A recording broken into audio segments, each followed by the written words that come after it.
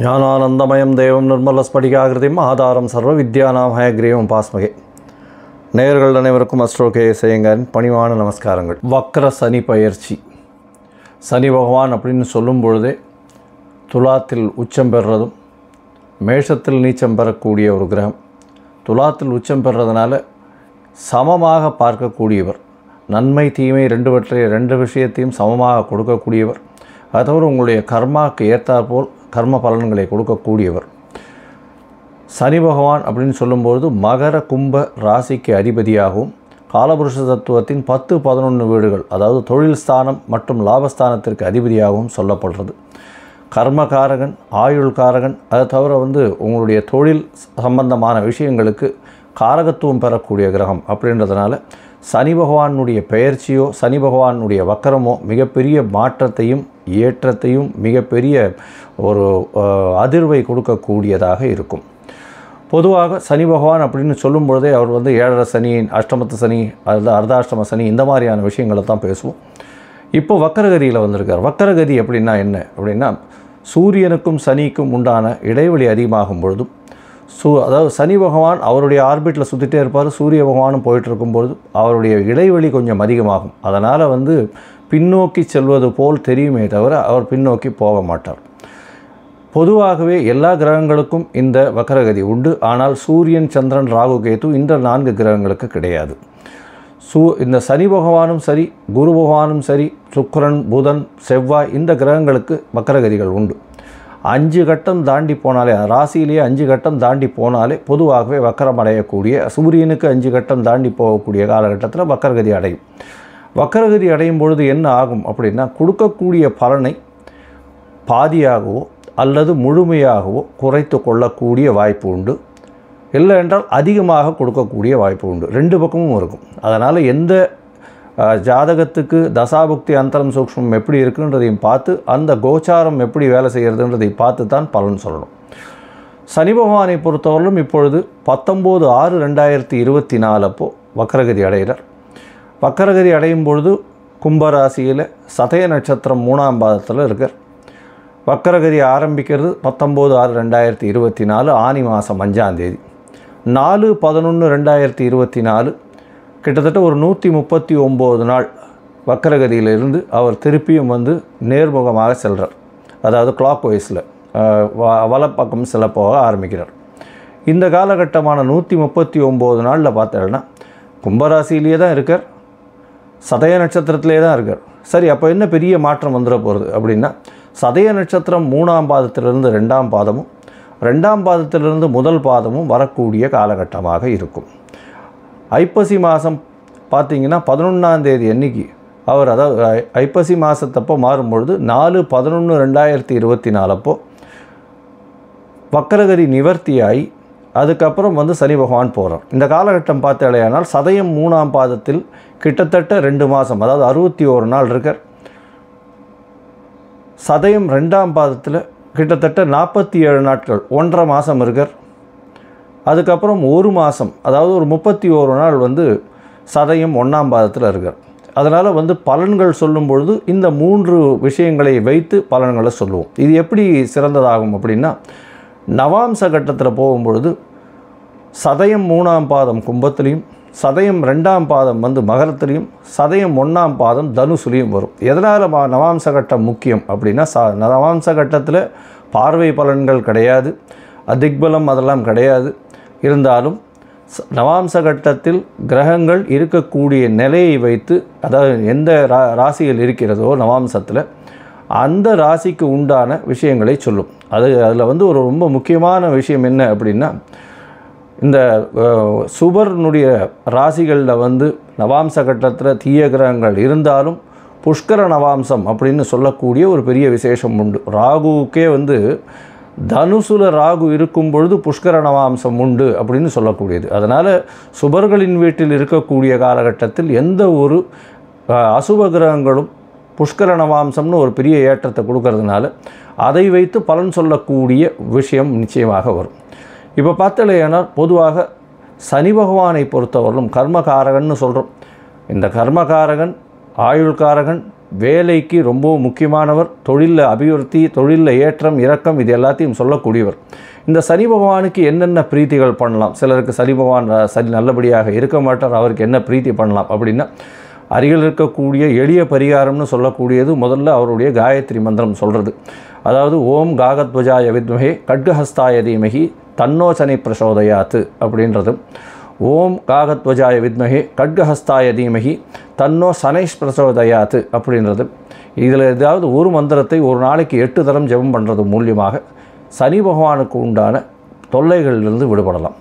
சரி, இதை தவிர கொஞ்சம் பெட்டராக இருக்கிறது அப்படின்னா சனிக்கிழமை அருகில் இருக்கக்கூடிய நவகிரகத்தில் போய் சனி பகவானுக்கு எல் தீபம் போட்டுட்டு வர்றதும் 8 பிரதட்சணம் பண்ணிட்டு வர்றதன் மூலியமாக சனீஸ்வரனுடைய பிரச்சனைகளிலிருந்து தீர்வு வரலாம்.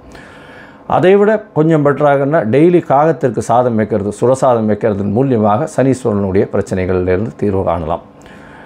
ஏழை எளிய மக்களுக்கு, அதாவது ஃபிசிக்கலி சேலஞ்சாக இருக்கக்கூடிய, கால் ஊனமுற்று இருக்கக்கூடியவர்களுக்கு இரும்பு தானம், அதாவது அவங்களுக்கு இரும்பு சக்கர வாகனமோ இல்லைன்னா காலில் போட்டுக்கக்கூடிய ஷூஸ் மாதிரி வாங்கி கொடுக்குறதோ, இந்த மாதிரியான விஷயங்கள் பண்ணும்பொழுது நல்ல ஒரு மாற்றங்கள் உங்களுக்கு வரும்.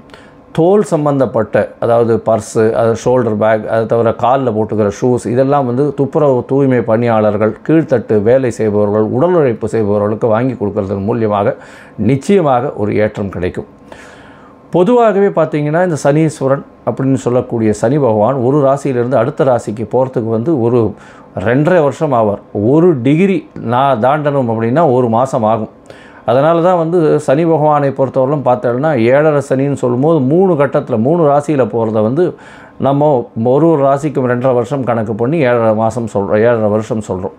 இப்போது கிட்டத்தட்ட 139 நாள் அவர் வக்கரகதி அடைஞ்சு திருப்பியும் வக்கர நிவர்த்தியாகி 139ஆம் நாள் வக்கரகதி நிவர்த்தியாகிறார். அதாவது 4/11/2024 வக்கர நிவர்த்தி. இந்த காலகட்டம் வரலும் சனி பகவான் இருக்கக்கூடிய நட்சத்திர பாதத்தில் என்னென்ன விளைவுகளை மாற்றங்களை ஒரு ராசிக்கும் ஏற்படுத்தி செய்வார் அப்படின்றத ஒரு ராசியாக மேஷம் முதல் மீனம் வரை இப்போ பார்க்கலாம். அதற்கு முன்னாடி என்னுடைய மொபைல் நம்பர் கீழே ஸ்க்ராலிங்கில் போயிட்டு இருக்கோம். உங்களுக்கு அஸ்ட்ராலாஜிக்கல் கன்சல்ட் தேவைப்பட்டதுன்னா எனக்கு ஃபோன் பண்ணுங்க. என்னுடைய கட்டணம் என்னென்னு சொல்கிறேன். உங்களுடைய date, time, place of birth, உங்களுடைய பிறந்த, அதாவது உங்களுடைய பெயர், உங்களுடைய தாய் தகப்பன் பெயர் அனுப்பிச்சி வச்சிங்களே, ஏன்னா உங்களுடைய ஜாதகத்தை போட்டு சந்தி இருக்கா அப்படின்றத செக் பண்ணிவிட்டு, அதாவது சந்திரனுடைய பாத சந்தி இருக்கா, இல்லைன்னா நட்சத்திர சந்தி இருக்கா, இல்லை லக்ன சந்தி இருக்கா அப்படின்றத எல்லாத்தையும் அசஸ் பண்ணிவிட்டு அதற்கு பிறகு உங்கள் ஜாதகத்தை போட்டுட்டு உங்களோட பேசுகிறதுக்கு நான் அப்பாயின்மெண்ட் தரேன். அதற்கு ஏற்ற மாதிரி நம்ம டிஸ்கஸ் பண்ணலாம். இப்போது மேஷம் முதல் மீனம் வரை வக்கர சனி பயிற்சி 2024 4/10/2024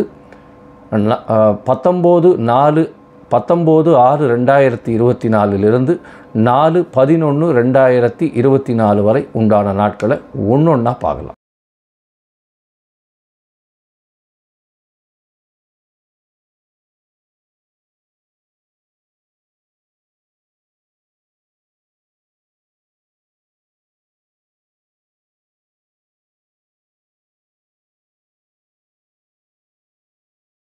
கும்பம், அவிட்டம், சதயம், பூரட்டாதி இந்த 3 நட்சத்திரம் 9 பாதங்களை கொண்ட ராசி. ராசியின் அதிபதி அப்படின்னு சொல்லக்கூடியவர் சனி பகவான் ஆட்சி பெற்று போயிருக்கிறது விசேஷம்.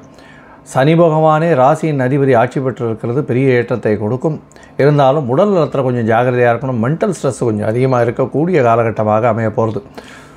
இந்த வக்கர சனி பயிற்சி 19/6/2024 4/11/2024 வரலும் உண்டான காலகட்டத்தில் 3 வகையாக பிரிச்சுக்கிறோம். முதல்ல வகை பார்த்தாலேயானால் வக்கர சனி பயிற்சியில் சதயம் 3ஆம் பாதம் நிற்கக்கூடிய சதயம் 3ஆம் பாதத்தில் சனி பகவான் வக்கரகதி அடைகிறார். இந்த காலகட்டத்தில் 2 மாதம் சதயம் 3ஆம் பாதத்திலையும் 1.5 மாதம் சதயம் 2ஆம் பாதத்திலையும் 1 மாதம் சதயம் 1ஆம் பாதத்திலையும் இருக்கக்கூடிய காலகட்டமாக அமையிறது.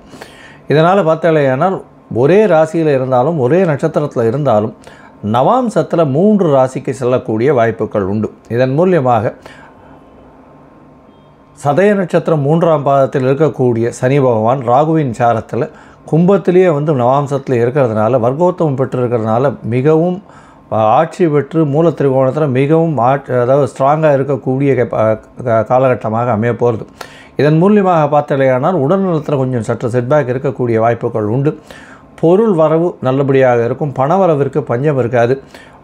உடல்நலத்தில் ரொம்ப ஜாகிரதையாக இருக்கிறது நல்லது. தவறான முடிவுகள் எடுக்கக்கூடும். அந்த முடிவுகளில் கொஞ்சம் ஜாகிரதையாக இருக்கிறது நல்லது. படிக்கக்கூடிய மாணவியர்கள்லாம் ரொம்ப ஜாகிரதையாக மைண்டை வந்து ஒருநிலைப்படுத்தி படிக்கிறது ரொம்ப நல்லது.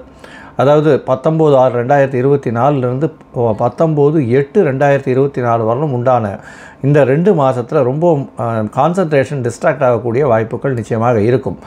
இருந்தாலும் இந்த தொழில் செய்யக்கூடியவர்கள், சொந்த தொழில் செய்யக்கூடியவர்களுக்கெல்லாம் வந்து சனி பகவான் வக்கரகதியில் இருக்கக்கூடிய காலகட்டம் 10ஆம் இடத்தையும் பார்க்கறதுனால தொழிலில் மிகப்பெரிய அபிவிருத்தி இல்லாமல் தொழிலில் சற்று செட்பேக் இருக்கக்கூடிய வாய்ப்புகள் உண்டு. பணவரவிற்கு கொஞ்சம் இடைஞ்சல்கள் இருக்கக்கூடும். இருந்தாலும் பணவரவுக்கு பஞ்சம் இருக்காது. 2ஆம் இடத்திலே ராகு இருக்கிறதுனால இந்த 2 மாதம் கழித்து பார்த்தாலேயானால் அதற்கு பிறகு சனி பகவான் சதயம் 2ஆம் பாதம், அதாவது மகரத்தில் நவாம்சத்தில் போயிருப்பார். இதன் மூலியமாக பார்த்தாலேயானால் உங்களுக்கு செலவுகள் கொஞ்சம் அதிகமாக இருக்கும். அதுவும் பார்ட்னர்ஷிப் பிஸ்னஸில் சொந்த தொழில் பண்ணுறவாளுக்கெல்லாம் செலவுகள் கொஞ்சம் அதிகமாக இருக்கக்கூடிய காலகட்டமாக அமைய போகிறது. இந்த சொந்த தொழிலில் இருக்கிறவாளுக்கெல்லாம் சில பிரச்சனைகள் வரக்கூடிய வாய்ப்புகள் நிச்சயமாக இருக்கும். அது தவிர வந்து வெளியூர், வெளிமாநிலம், வெளிநாடு சுற்றுப்பயணம் செல்லக்கூடிய வாய்ப்புகள் உண்டு. தூக்கமின்மை கொஞ்சம் அதிகமாக இருக்கக்கூடிய காலகட்டமாக அமைய போகிறது.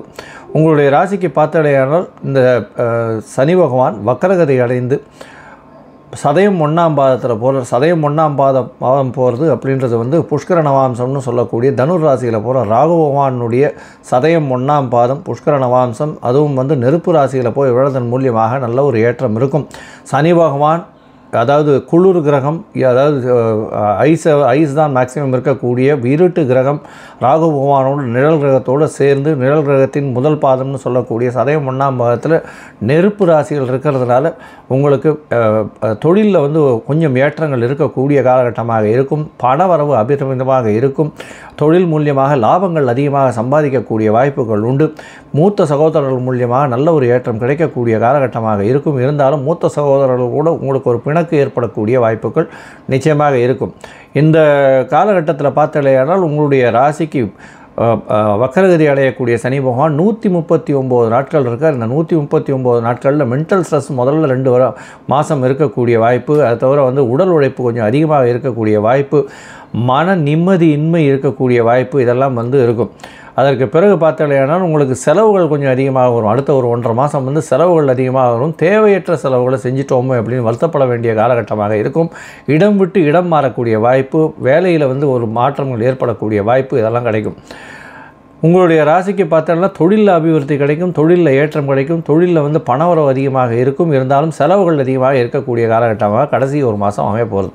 மொத்தத்தில் பார்த்தோம்னா இந்த தனுசு, அதாவது இந்த மகர, கும்பராசி, இந்த 3 ராசிகளில் போகக்கூடிய சனி பகவானுடைய அதாவது நவாம்சத்தின் பிரகாரம் பார்க்கும் பொழுது இந்த கும்பராசிக்காரர்களுக்கு ஒரு நல்ல ஏற்றமான காலமாக இருக்கும். இருந்தாலும் முதல் 2 மாதம் மிகவும் ஜாகிரதையாக இருக்கிறது ரொம்பவும் நல்லது அப்படின்றத சொல்கிறேன்.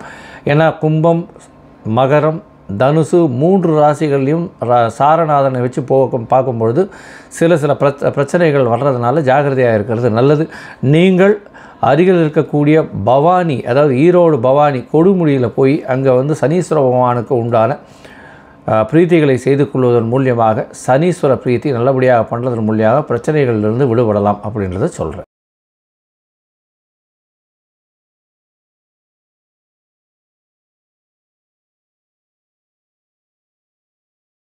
லோகா சமஸ்தா சுகினோ பவந்து. நன்றி, நமஸ்காரம். Astro KS Iyengar YouTube channel பார்த்தமைக்கு நன்றிகள். மேலும் இது போன்ற ஆன்மீக ஜோதிஷ தகவல்கள் உங்களை வந்து அடைய astro KS Iyengar YouTube channel subscribe செய்யவும், பெல் ஐக்கானை மறக்காமல் அழுத்தவும். நன்றி, வணக்கம்.